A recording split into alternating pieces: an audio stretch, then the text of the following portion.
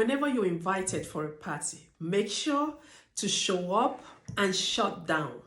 You know the question, what are you bringing to the table? That question will never be for you because, girl, you are the table. Welcome to today's episode of Because I Can. Today, I'm here to share my thoughts as always. On this channel, we talk about everyday life issues, and today we're going to be talking about being single at 30 and above. With that being said, guys, please subscribe to my channel, like, and share my videos. Okay, today I want to talk about being single at 30 and above.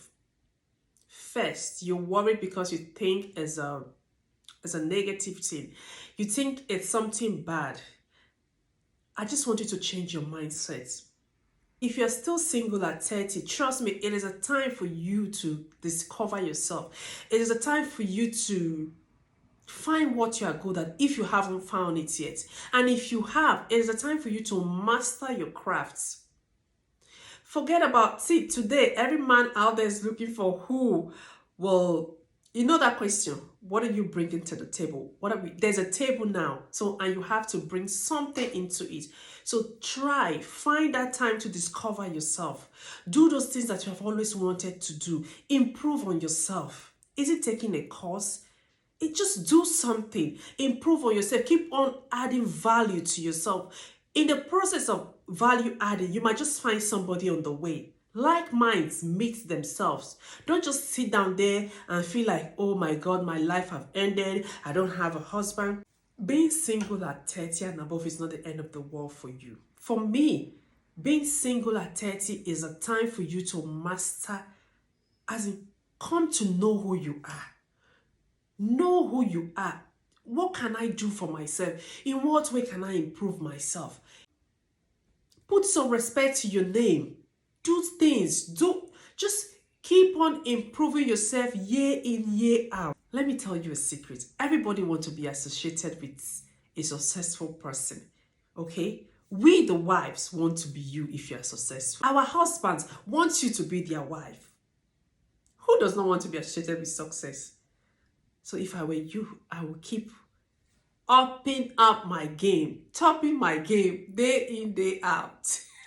There's no time for pity party game. Once you play that pity party card, that's where people have the right to come and tell you how to live your life. You hear things like, oh, it's the way that you dress, that's the reason why you haven't found a husband. Oh, it's the kind of friends that you associate yourself with, that's why you haven't found a husband. Oh, it is this, it is that. Because you're going about telling people how, oh, you're not married at 30, you're depressed, and people begin to use your problems against you. People come and say, come for prayers, bring $10,000 for prayers. You go there, bring this for prayers. They collect the little money that you have that you're supposed to use to establish yourself, to improve yourself. Anointing oil is 10,000. Anointing this is this.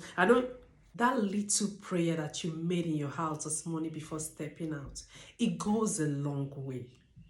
Know God for yourself. I always tell people, we all have access to God. We all have access to God. So I'm not saying the prayer of somebody else is not going to work, but what I'm trying to say that don't give them the opportunity to milk you dry just because you are looking for a husband.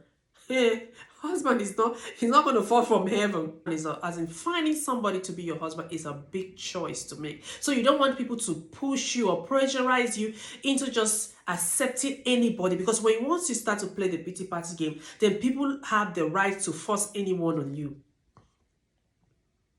Oh, I have this brother. Even that brother is not up to your taste. Now you just have to accept that brother just because you are sitting down there and playing. Girl, like I said earlier, if they invite you for a party as a single girl, make sure you show up and shut down. Shut that party down with your outfit, with everything that you have got. Confidence is key. A man will meet you along the way, trust me. I'm using the word you're too old, but what I'm trying to say is that you're too old to still be scared not to live your dream. Don't let anyone tell you, oh, look at her. She's not even married, though, and she's always looking. Every time they invite her, every party of course, show up for every party. Stop. Okay, let me ask you a question. All these years you have spent living or playing the pity party card, have you seen a husband? The answer is no. You will look back and say, you have wasted 2-3 years of your life just being bitter over nothing. Please live your best life. As long as you're not hurting anyone and what you're doing is in accordance with God, girl, you know what you want. Go for it. And don't let people say, oh, at this age now, you can't get a particular kind of man. Girl, you can get any kind of man that you want. Any kind of man that you want, you can get. Don't let anyone force any man on you. For the fact that you're already 30 and above does not mean you just accept just any kind of man. Set your goals and believe in it. You will get that man that you truly want. You better get it right or stay single trying, because if you have waited this long, girl, you better get it right.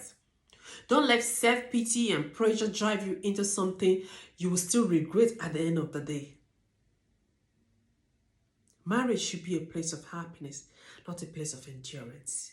So, girl, step out today. Go do the things that you know how to do best. Keep winning. Marriage does not define anyone, but you will get your heart desires at the end of the day if you keep pushing and keep believing. Have a nice day and God bless you.